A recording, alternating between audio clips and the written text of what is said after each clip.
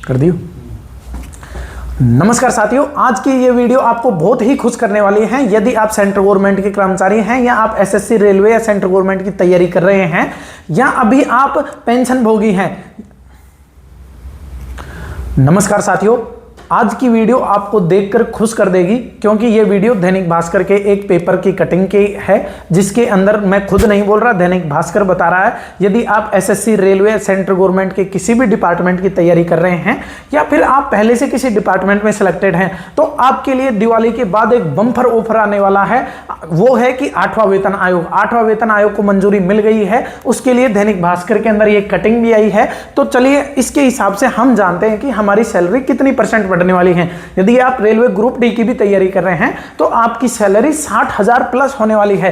कैसे होने वाली है वो इस टास्क के हिसाब से देखते हैं। तो सबसे पहले हम देखेंगे कि आयोग ने वेतन आयोग बनाया था, तो उसमें 1947 में 55 रुपए सैलरी हुआ करती थी। साथियों देखो, 55 रुपए पर काम कर रहे थे, लेकिन फिर इसके अंदर 14% इंक्रीमेंट हुआ, 19%, 30%, 40% इंक्रीमेंट हुआ 1997 में, और ये सैलरी 2,500 रुपए हो गई।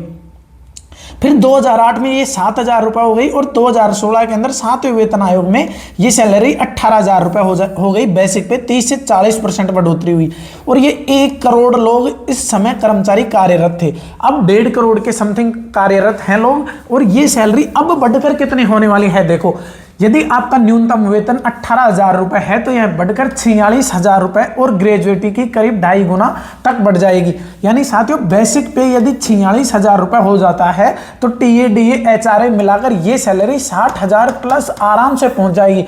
तो अब आप खुद देखिए कि सरकारी नौकरी लगना कितना जरूरी हो गया है। साथियों, एक फैमिली आराम से खुशी खुशी उसकी 7 पीढ़ी बिता सकती है एक नौकरी के पीछे। सरकारी सैलरी 38% और पेंशन 34% बढ़ेगी। अब साथियों आप इसमें देखिए उच्चतम वेतन कितना हो सकता है। इसके हिसाब से वेतन आयोग एक पे लेवल 1 से पे लेवल 18 तक वेतन आयोग सजेस्ट करता है। लास्ट सैलरी पे लेवल 18 की होती है, जो आईएएस यूपीएससी की होती है। अब उसके हिसाब से आप देखिए, पहले उच्चतम ग्रेड यानी सेक्रेटरी लेवल के अधिकारी का मूल वेतन 2.5 लाख रुपए है।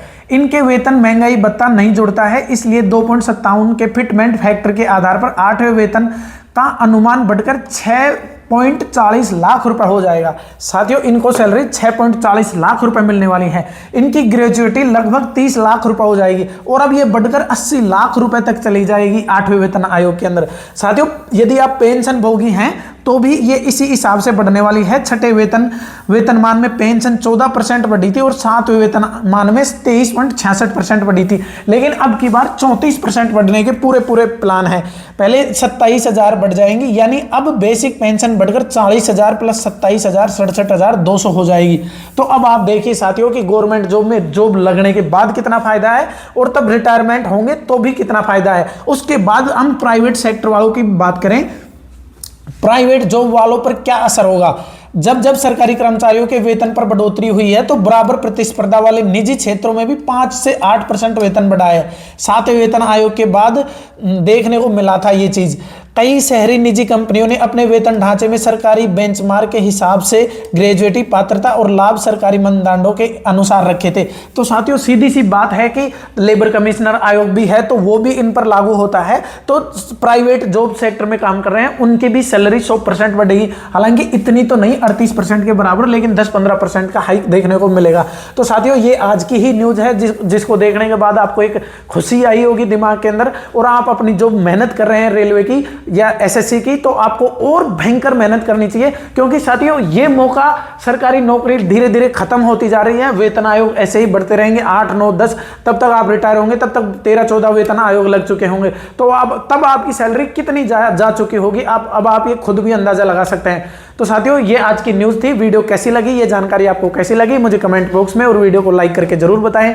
और वीडियो अच्छी लगी हो तो इस चैनल को भी जरूर सब्सक्राइब कर लें। Thank you.